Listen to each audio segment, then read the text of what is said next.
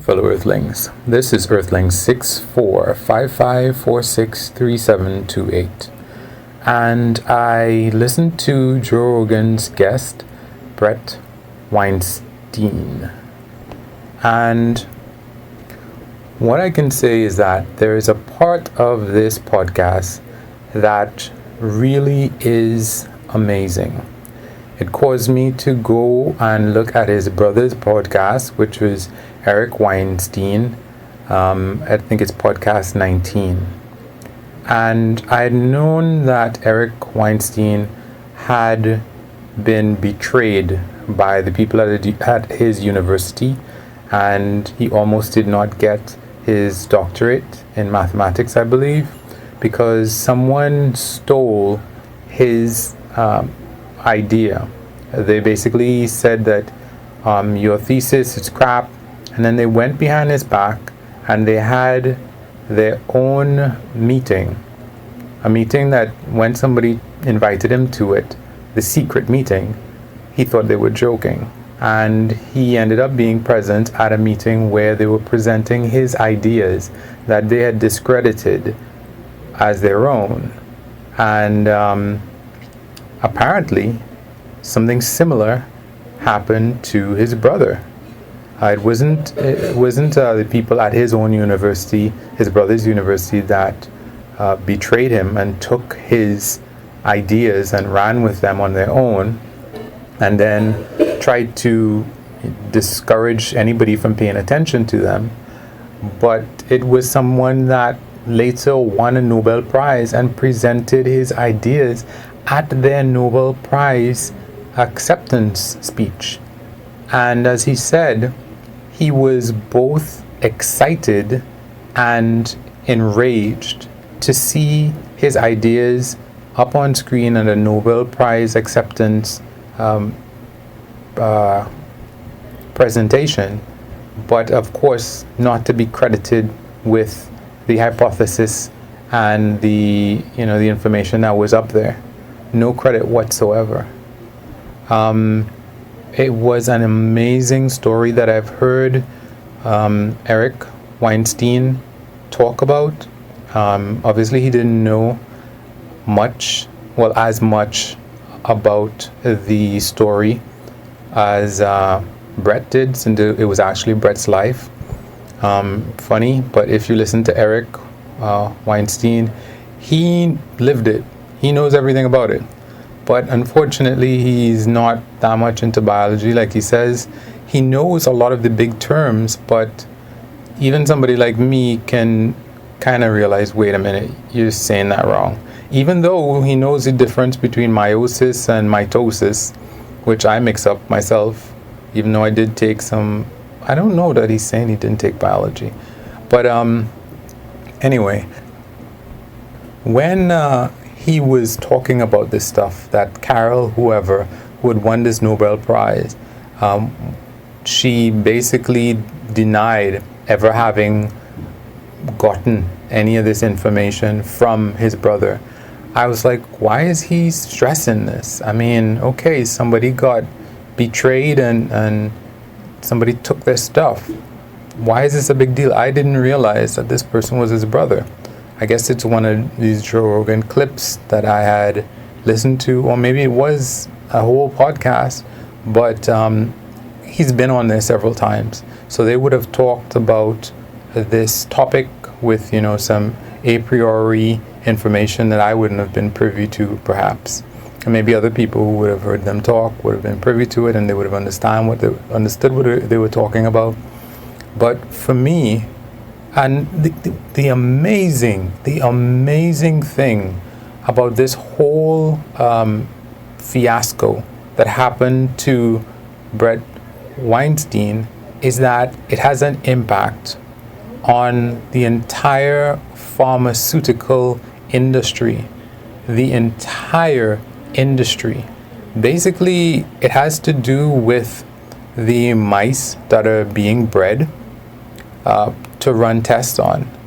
They are very special mice, and the results of tests that are run on these mice are not, they're very likely to be skewed in such a way that they are allowing drugs that might be have long-term harmful effects on people.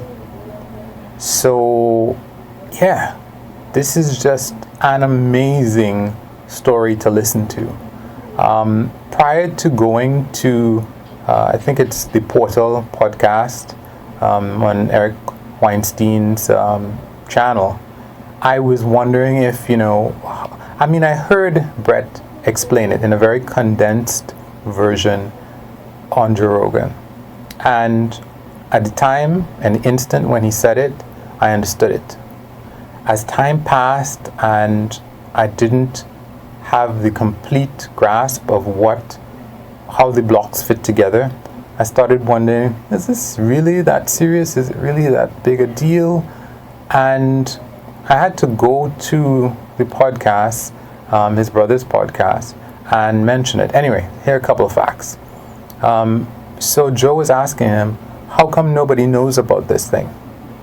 And he was saying, well, I guess I don't even want to say what he was saying, but he said he's tried as much as he could, and he just kept getting shut down.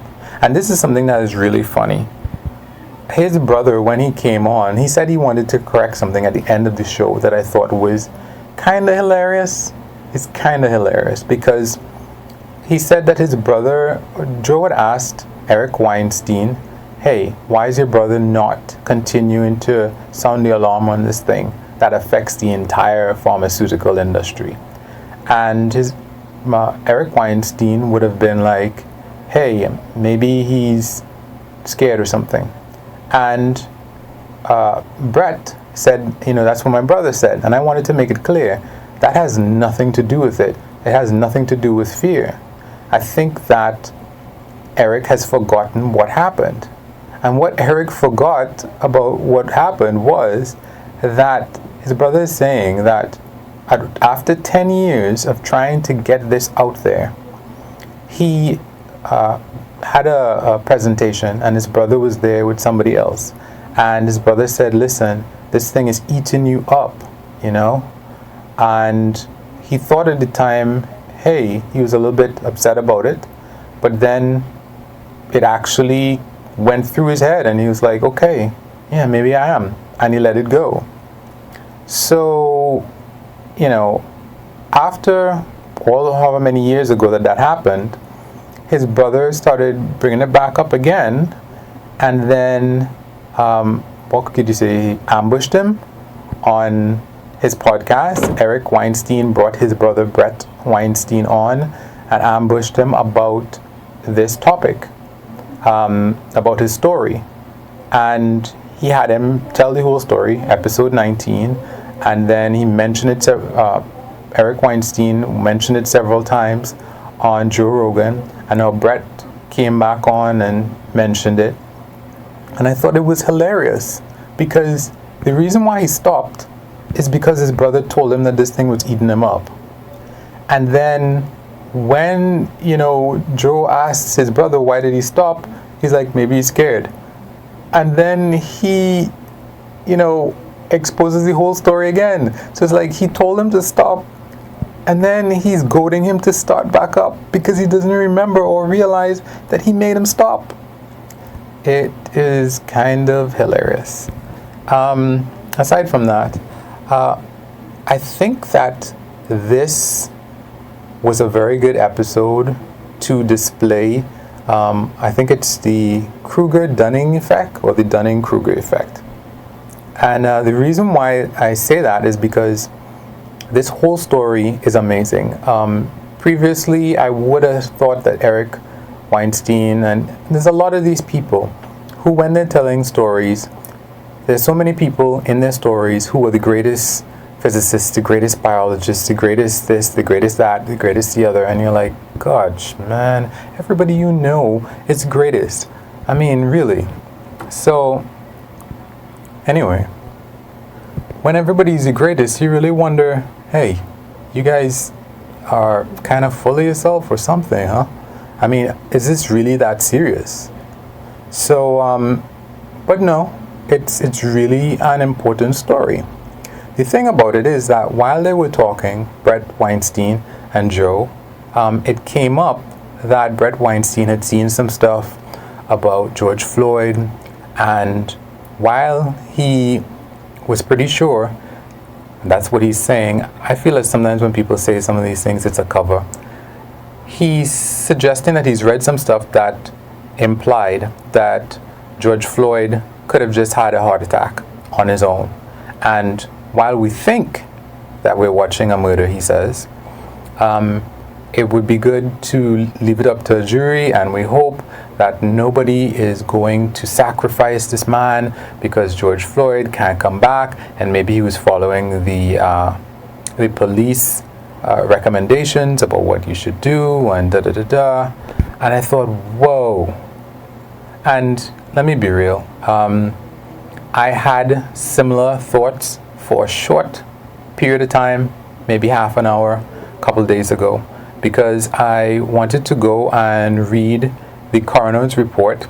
I saw a story for the coroner's report for George Floyd's death. I think it was the city coroner, the government coroner basically, who had, put the cause of death.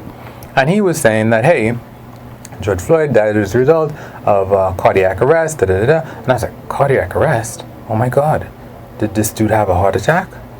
And maybe all of this stuff, because I hadn't seen the video, maybe all this stuff, he just happened to have a heart attack. And I went down that path for a bit, and I thought to myself, wait a minute. What are the chances that this dude had a heart attack at exactly the time that these people were doing something so horrible to him? I mean, that does not seem likely. I mean, it's possible, but it doesn't seem likely. I mean, all of these people are seeing you do something so horrible to somebody.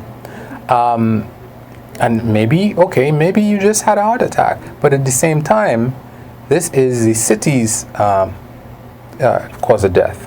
That is not what the family's coroner or medical examiner assessed it as. It was asphyxiation as a result of da-da-da-da-da. So I was kind of in my mind as well, you know what, it doesn't seem likely.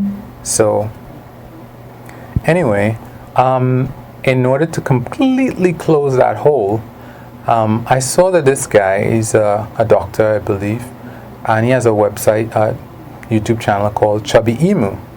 And I went to it, and he explained the whole thing. Cardiac arrest just means that your heart stopped.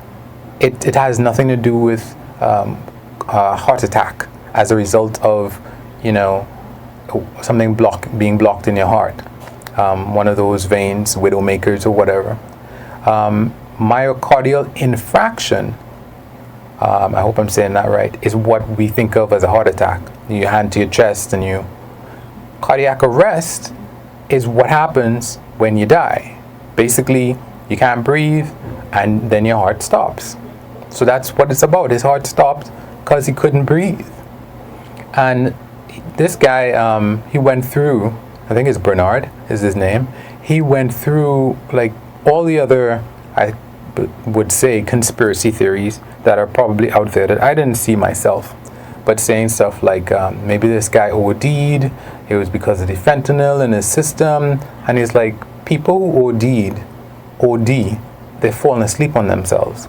And it usually happens at the beginning, or like when they take this stuff. It's much less likely to happen after you have gone and bought a cigarette and are sitting down, and then the cops come and then they have you.